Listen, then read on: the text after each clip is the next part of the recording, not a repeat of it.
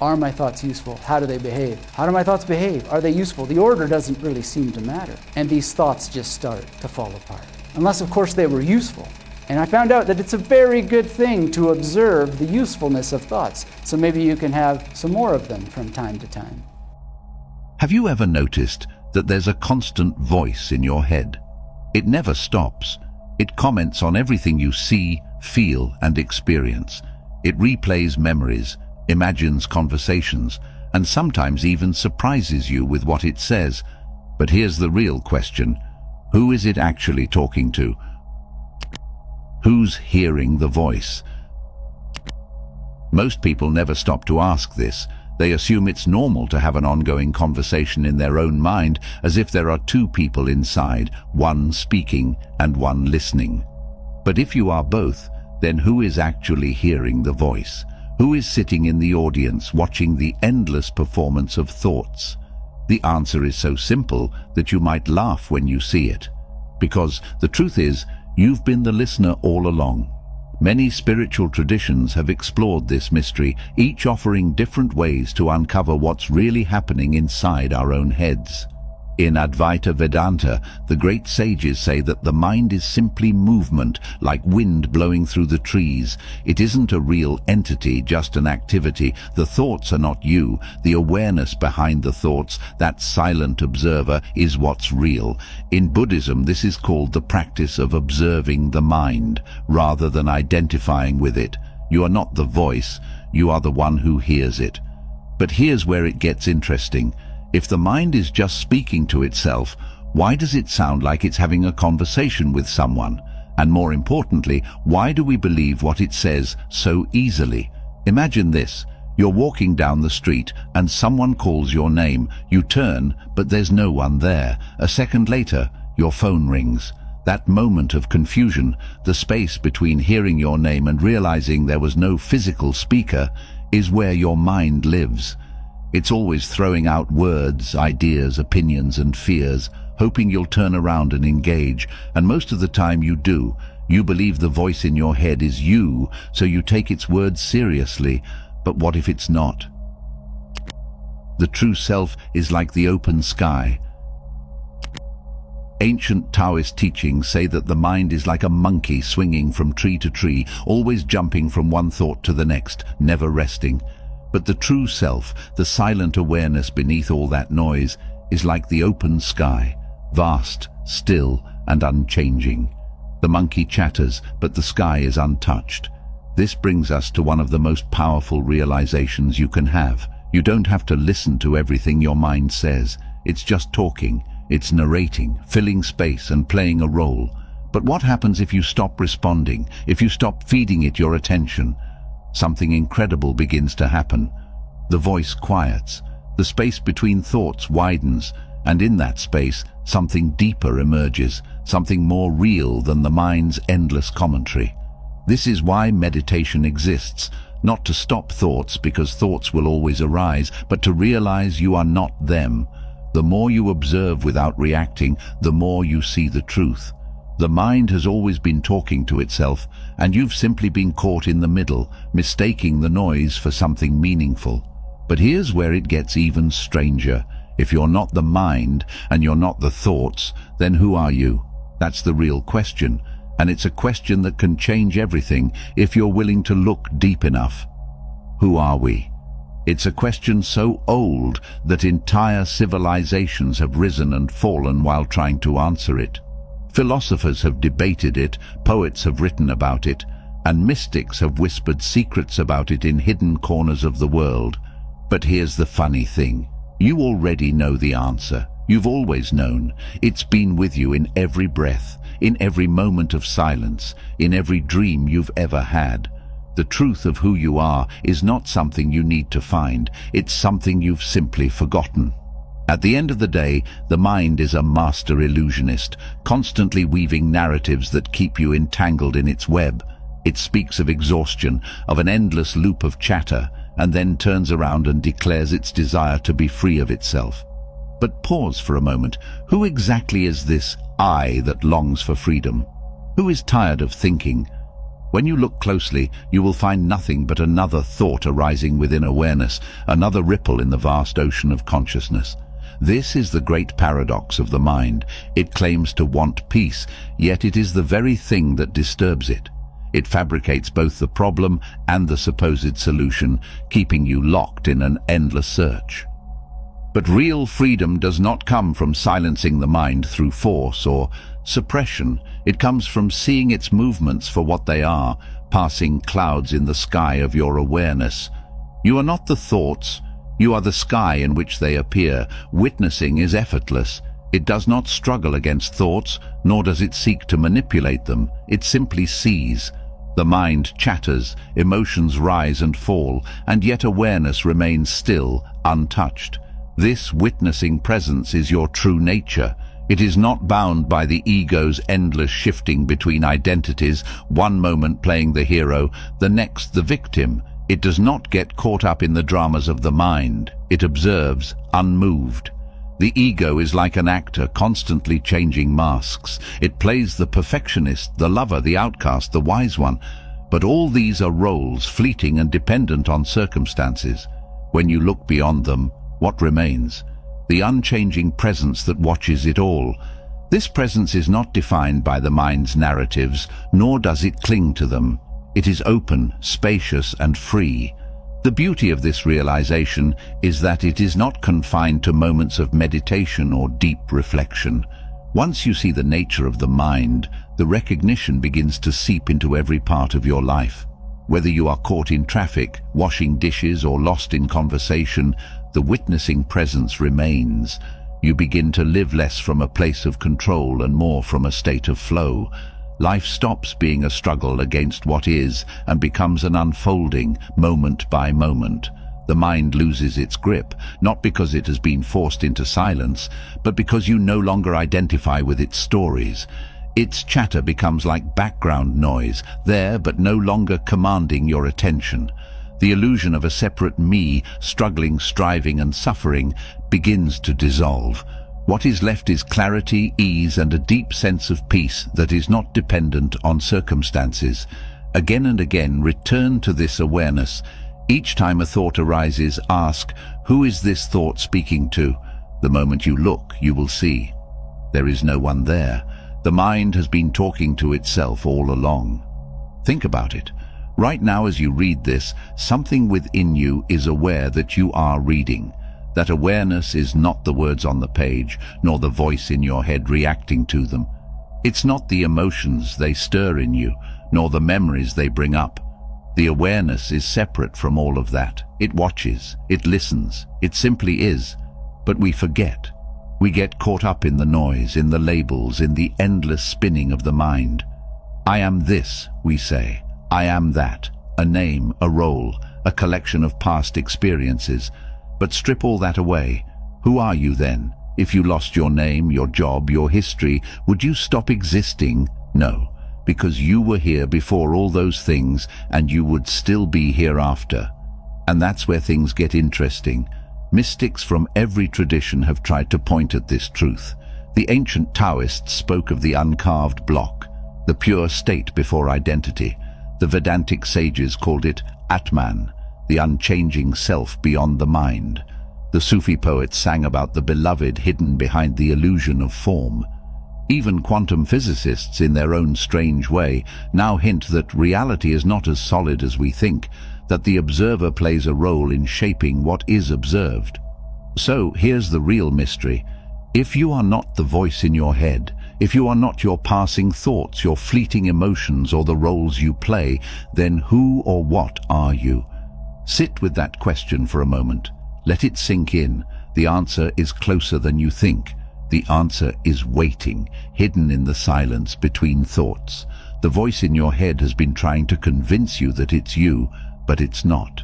And once you see this, once you really see it, you'll never hear your mind the same way again.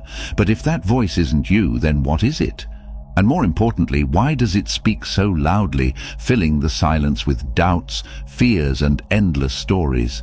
To understand this, we must take a closer look at the egoic mind, the great illusionist that has been shaping your reality from the shadows.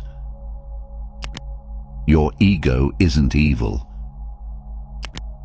The ego mind has a voice and it never stops talking. From the moment we wake up to the moment we fall asleep, it fills our heads with stories. Stories about who we are, what we should fear, what we should chase, and why we are not enough. It doesn't whisper. It shouts. It reminds you of past mistakes, worries about the future, and convinces you that you need to control everything to be safe. But have you ever stopped to ask, who is the mind actually talking to? Most people never question this voice. They assume it is them. But if you sit quietly for even a moment, if you simply observe, you will notice something strange. There is the voice, and then there is the one listening. The voice chatters away, but something deeper, something quieter, simply notices. This awareness behind the thoughts, it's always there, watching, waiting. It never shouts, never panics, never clings. It just is. Ancient teachings have always pointed to this divide. In Hindu philosophy, they call the ego mind ahamkara, the false self that insists on its separateness from everything else. In Buddhist thought, it is the illusion of self that keeps us trapped in suffering, clinging to thoughts as if they were real. In the Taoist tradition, it is said that the moment you name yourself, you have already become lost. The sages knew something that we are only now beginning to rediscover. The voice in your head is not who you are. It's a mask, a construct, a layer of conditioning that has built itself up over the years, creating a false sense of identity. Much of the mind's suffering comes from attachment to identity, who you think you are, how others see you, and what you believe defines you. But all of these are just mental constructs, temporary and ever-changing. The true self, beyond identity, is peaceful by nature. Ask yourself, who am I if I let go of every label? Not a name, not a job title, not a collection of past experiences, just pure being. The more you rest in this awareness, the less the mind clings to its stories and the deeper peace becomes. On the other hand, the ego mind survives by convincing you that you are incomplete. It tells you that you need more success, more love, more validation, to be whole. It tells you that if you just fix everything outside of you, then you will finally be at peace. But no matter how much you chase, it always moves the goalpost. The moment you get what you want, you find something new to be dissatisfied with. This is why, even when people achieve everything they ever dreamed of, they still feel empty. The mind was never looking for happiness. It was looking for survival. But the ego isn't evil. It's just scared. It believes it has to be in control to keep you safe. It believes that if it stops planning, analyzing, or worrying, everything will fall apart. It mistakes busyness for importance and anxiety for preparation. It is like a guard dog that never learned how to rest, barking at every shadow, convinced that if it lets its guard down for even a second, disaster will strike. But what happens when you stop feeding the guard dog? What happens when you stop believing every thought that crosses your mind? This is where real freedom begins, not by fighting the ego, not by trying to silence it, but by seeing through it. When you step back and simply watch the thoughts instead of getting caught in them, something miraculous happens. The voice starts to lose its power. It still talks, but it no longer controls you. And in that space between the voice and the awareness behind it, you find something greater than the ego ever promised. You find yourself. In that space, between the constant noise of the mind and the quiet presence of the observer, you touch something deeper, something infinite. The ego, for all its promises of control, validation, and significance, pales in comparison to what lies beyond it. The awareness that watches the thoughts is untouched by their turbulence. It is steady, expansive, and unshaken. And in that stillness, you realize that you were never the voice in your head. You were the one listening all along. True freedom isn't about conquering or suppressing the ego. It's about realizing that you are more than its stories. It's about recognizing that the thoughts, worries, and identities it clings to are like passing clouds, transient, shifting, and ultimately powerless unless you hold on to them. And when you no longer grasp at them, when you allow them to come and go without attachment, you begin to experience a reality beyond the mind's limitations. You step into a state of presence where the ego's concerns dissolve, and what remains is the essence of who you truly are. Fighting shadows. The mind is a battlefield, but most of the time we are fighting shadows. Intrusive thoughts arrive like uninvited guests, whispering doubts, fears, and images we never intended to see. They carry weight because they feel personal, as if they reveal some hidden truth about us. But what if they don't? What if they are just clouds drifting across the sky of our awareness, and we are not the storm, but the sky itself? The Stoics, those ancient thinkers who sought peace in a world of chaos, understood this better than anyone. Marcus Aurelius, emperor and philosopher, knew the power of thought. You have power over your mind, not outside events. Realize this, and you will find strength. To the Stoics, thoughts were not ultimate truths, but impressions. Some were useful, others were distractions. None of them defined who they were. Imagine standing at the edge of a river, watching the current rush by. Some thoughts are like leaves floating gently downstream, harmless and light. Others are jagged stones, heavy with emotion, sinking deep into the water. The mistake most people make is diving in, trying to grasp every thought as if it were a treasure. The Stoics taught another way, to observe without attachment, to see thoughts for what they are, but not mistake them for reality. Epictetus, born a slave and later revered as one of the great Stoic teachers, saw intrusive thoughts for what they were, provocations, not prophecies. It's not things that disturb us, but our interpretation of them. A thought about failure does not mean failure is inevitable. A vision of catastrophe does not mean it will come to pass. The mind presents possibilities, not certainties. The moment we understand this, we regain control. In this moment, pause, watch your thoughts. Do they demand attention? Do they insist they are real? The Stoics would tell you to question them. Ask yourself, who is speaking? Is this thought useful? Will engaging with it bring clarity or suffering? By turning inward with this awareness, you weaken the grip of any unwanted thought. You return to the only thing you can control, your response.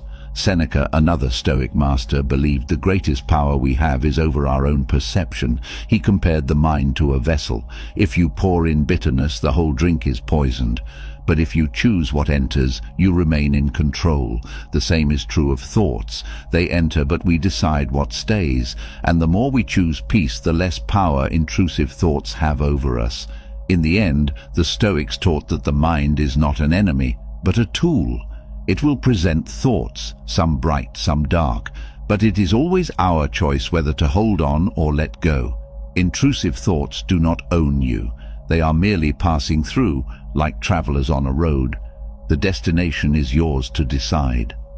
A fascinating philosopher who lived between 400 and 1800 AD and had a lot to say about the mind and its challenges was Baruch Spinoza, 1632-1677. Spinoza believed that most of our suffering comes from how we interpret the world rather than from the world itself. His ideas are deeply connected to the way we handle intrusive thoughts and how we can free ourselves from them. Spinoza saw emotions and thoughts as part of the same natural order as the wind and the rain. Just as storms come and go in the sky, thoughts pass through the mind. But what makes some of them stick? Why do certain thoughts loop endlessly, creating distress, while others disappear as quickly as they arrive? Spinoza explained that the mind clings to thoughts when they are tied to strong emotions, especially fear, desire, or pain. If we believe a thought has power over us, we react to it as if it's an absolute truth. But what if we recognized that thoughts are not commands? According to Spinoza, freedom comes when we stop reacting blindly to our thoughts and begin to understand them. He compared the mind to a mirror. It reflects everything it encounters. However, just because a mirror reflects an image does not mean the image is real or permanent. Thoughts are the same. They arise, they appear in our mental space, but they are not us. Spinoza believed that true wisdom meant seeing thoughts for what they are. passing reflections rather than ultimate truths. He also argued that the more we understand something, the less it can control us. Imagine someone trapped in a dark room, frightened by the shadows on the wall. If they don't know what's causing the shadows, they might believe them to be ghosts or monsters. But the moment they turn on a light and see that the shadows are only cast by ordinary objects, their fear disappears. Spinoza believed this is exactly how the mind works. The more we analyze and understand where our thoughts come from, the less control they have over us. Intrusive thoughts often create emotional storms. Spinoza would say that instead of trying to push them away, we should observe them calmly and ask, why is this thought here? What is it trying to tell me? Instead of judging the thought or fearing it, we should approach it with curiosity. Just as Stoic philosophers like Epictetus taught that we should separate our opinions from reality, Spinoza taught that we should separate our emotions from our understanding. He also believed that the more we fill our minds with useful and constructive thoughts, the less space there is for distressing ones. He encouraged people to cultivate thoughts that aligned with reason, truth, and love, rather than fear, confusion, or anger. When we practice gratitude, study philosophy, or immerse ourselves in something that brings us joy, we naturally push aside the thoughts that harm us. Spinoza's view of life was not about fighting thoughts, but about understanding and redirecting them. He taught that when we see thoughts as just part of the natural world, like the passing of the seasons, we stop taking them so personally. Instead of being lost in every idea that appears, we step back and observe, realizing that we are not our thoughts. We are the awareness that watches them come and go. One of the most fascinating and obscure beliefs related to intrusive thoughts comes from the ancient practice of Dzogchen, a Tibetan Buddhist teaching that views the mind in a radically different way.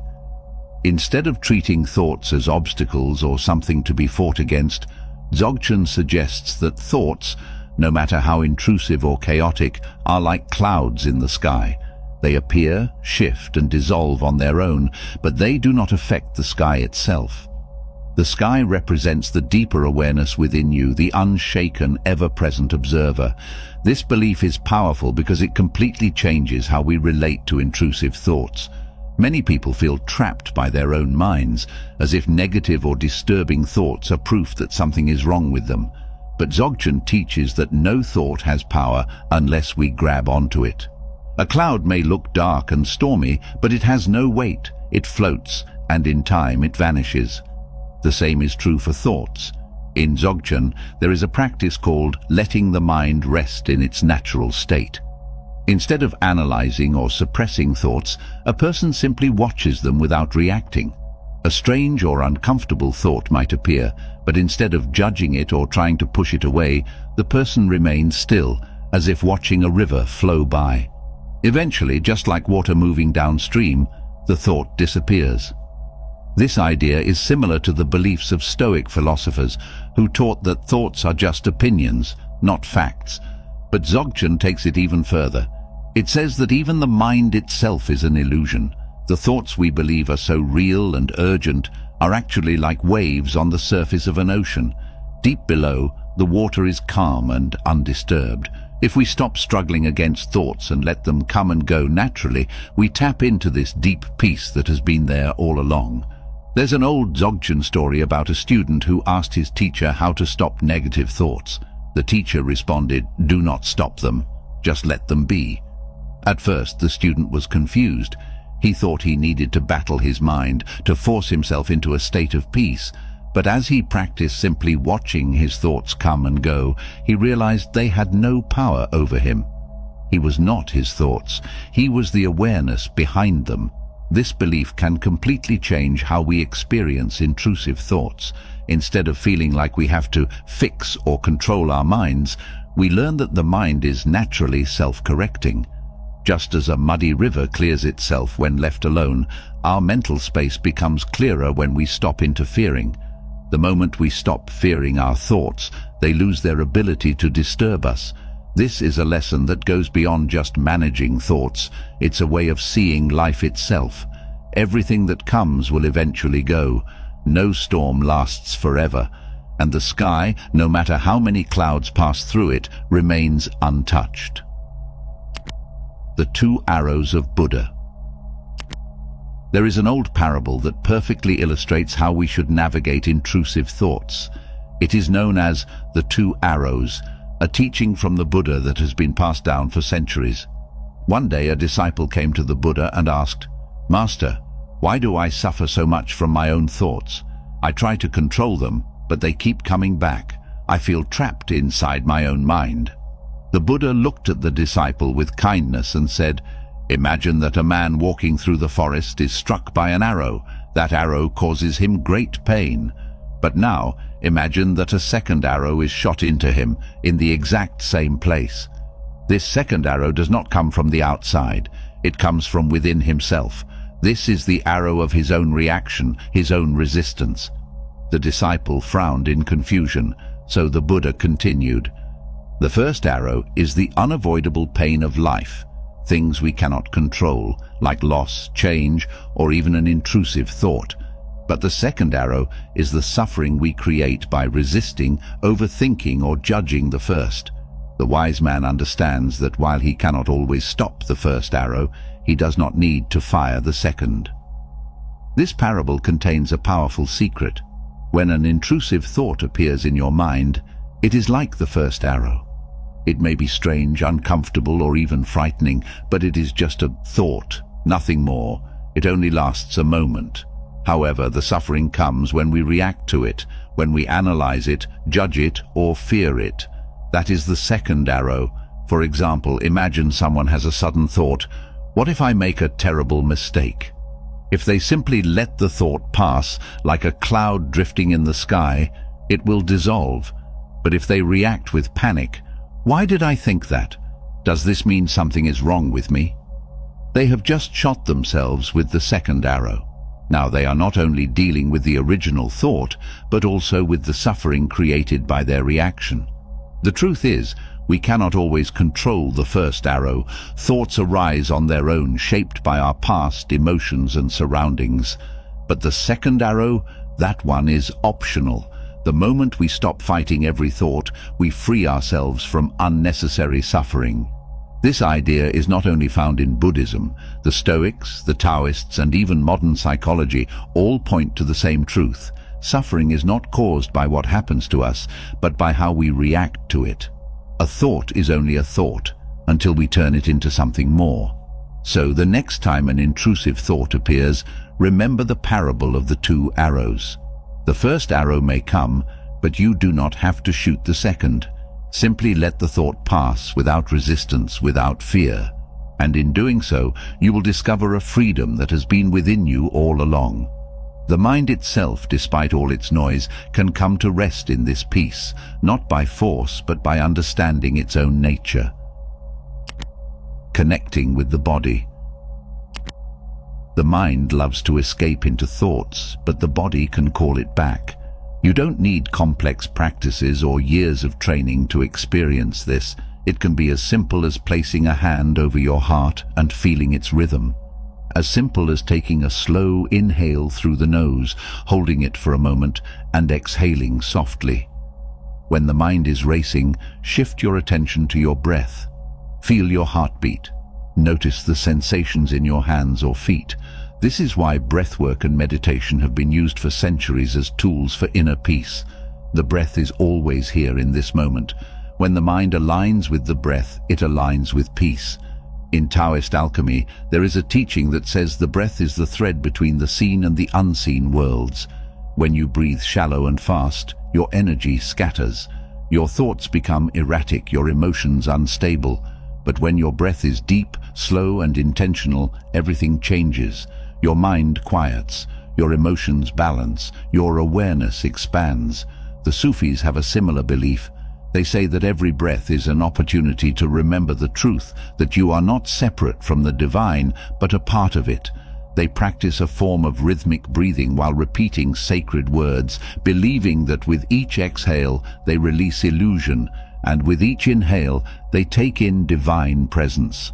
This is why monks, yogis, and mystics throughout history have all returned to breath and body awareness. It is the simplest, most direct way to bring the mind back to peace. No philosophy is needed, no belief system is required, just the willingness to be present. Try it now. Breathe in deeply. Feel your chest rise. Hold your breath for a second. Now exhale slowly, feeling everything settle, that stillness, that clarity. It has always been there, waiting beneath the mind's noise. And if you sit with it long enough, if you embrace the rhythm of breath and body, you might just find something profound. Something the mystics and sages have whispered about for centuries. A peace so deep, so natural, that the mind finally understands. It never needed to seek anything at all. Everything was already here. Embrace silence. The mind, conditioned to chase thoughts, fears silence. It equates stillness with emptiness, with a lack of stimulation, with something to be avoided. Yet silence is not absence, it is presence. It is the space in which all things arise and dissolve. It is where true peace has been resting all along, waiting to be noticed. In our modern world, silence has become a rarity. There is always something to fill the gaps: music, conversations, notifications, mental chatter. We avoid stillness because we are afraid of what we might find there. Without distractions, we are left alone with ourselves, with our emotions, with the truths we often push aside. But what if we saw silence differently? What if instead of running from it, we embraced it? When you first sit in silence, truly sit, no phone, no music, no task to occupy you, the mind will resist. Thoughts will rush in, trying to pull you back into familiar noise.